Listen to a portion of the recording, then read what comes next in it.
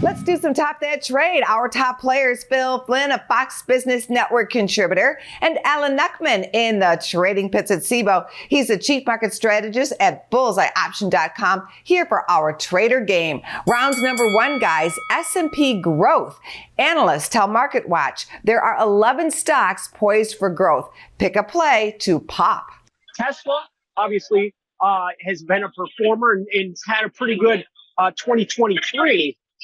So if you look at that stock, it's been trading between 100 and 300. It's above that midpoint. So that usually tells us that the market, that stock could move back up and make new highs once again.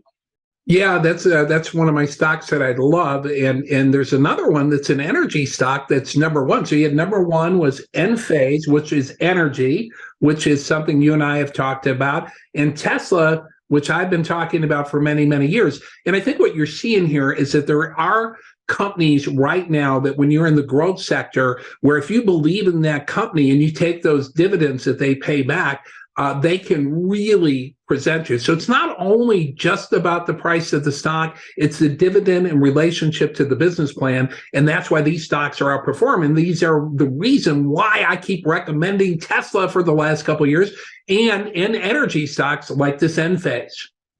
And especially Tesla when it's at a discount to where it was, obviously. But I think the moral of the story was that let's look at the big picture. Yeah, stocks had a tough 2022, but they've always gone up otherwise. So, there's opportunity there. And if you just look at the S&P hanging out at this 4,000 level, a breakout around 4,200 could really get this market on the move.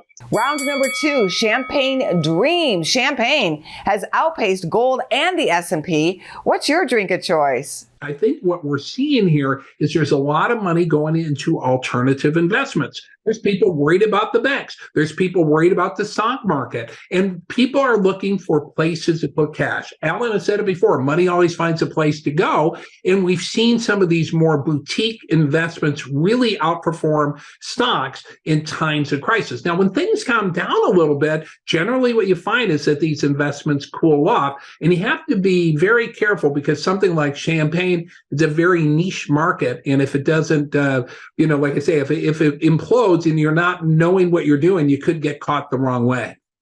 Well, I would say Champagne, and I would also say niche, but that's just me. So there's an exchange for that. And that's the lesson here is that the London International Vintners Exchange is where they trade this. And the percentage of their activity went from 2% up to, I think, 12%.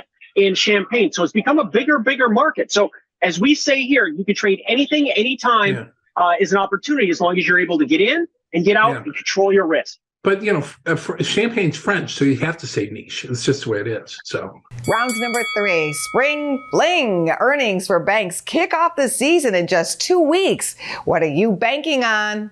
Wow, it'll be interesting to see how much money the banks made, even with all this kerfuffle. That's a nice word to use as well.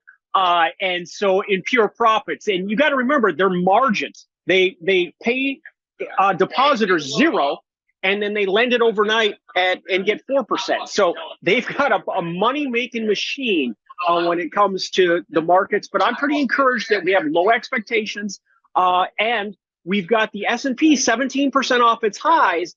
But guess what? The VIX has dropped 40% in the last 2 weeks, and it's only 12% off its lows. So something's got to give there. And I think that lower VIX will be very positive for the S&P. I think, the banks are a story of lowered expectations. Obviously, some of these banks are going to beat and do much better, but it's not going to be so much about how well they beat. It's going to be about the outlook, right? It's bonus round time. I picked a topic from pop culture and involving chicken. So you both have a high probability of winning because the house has been on a winning streak. The house always wins. Isn't that how it works? That's why we don't gamble. We trade. We don't gamble. Because the house wins if you gamble, and this is a gamble. That's right, but maybe not today. True or false? Basketball great Shaquille O'Neal owns a chicken restaurant. True. True.